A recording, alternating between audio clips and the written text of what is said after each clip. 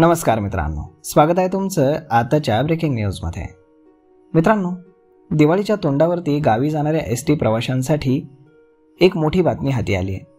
ST महामंडळाकडून करण्यात आलेली प्रस्तावित 10% भाडेवाढ रद्द करण्याचा निर्णय लगेचच घेण्यात आला आहे।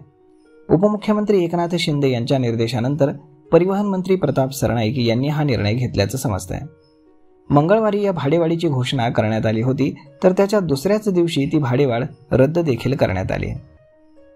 एसटी महामंडळाने दिवाळीच्या तोंडावरती 15 ऑक्टोबर ते 5 नोव्हेंबर या दरम्यान 10% हंगामी भाडेवाढ करण्याची घोषणा केली होती। दिवाळीच्या काळामध्ये मोठ्या प्रमाणात प्रवासी एसटीचा वापर करतात, त्यामुळे या काळामध्ये महसूल वाढीसाठी महामंडळाने हा निर्णय घेतलेला होता।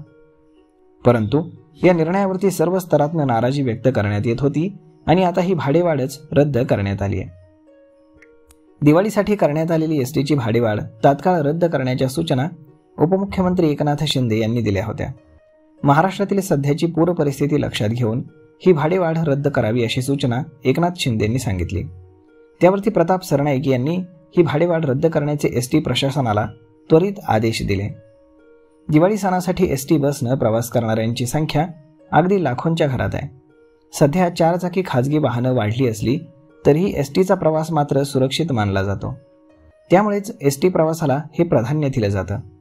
याआधी एसटी महामंडळानं 10% भाडेवाढ प्रस्तावित केली होती। वातानुकूलित शिवनेरी आणि शिवाई बसेस सोडता सर्व बसेससाठी 10% दरवाढ लागू करण्यात आली होती।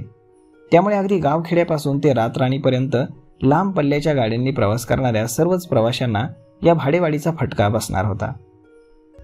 आधीच राज्यातील बळीराजा अतिवृष्टीनं खचून गेलेला असताना आता दिवाळीपूर्वीच सार्वजनिक वाहतूक प्रवासाच्या भाडेवाढीचा फटका सर्वसामान्यांना बसणार होता। परंतु आता हा निर्णय मागे घेण्यात आलेला आहे। तर मग मित्रांनो, सरकारच्या या निर्णयावरती आपलं काय मत आहे हे तुम्ही आम्हाला कमेंट करून नक्कीच सांगा। आणि जर हा व्हिडिओ तुम्हाला आवडला असेल तर आपल्या जवळच्या मित्रमंडळींसोबत देखील हा व्हिडिओ तुम्ही शेअर करायला विसरू नका। धन्यवाद।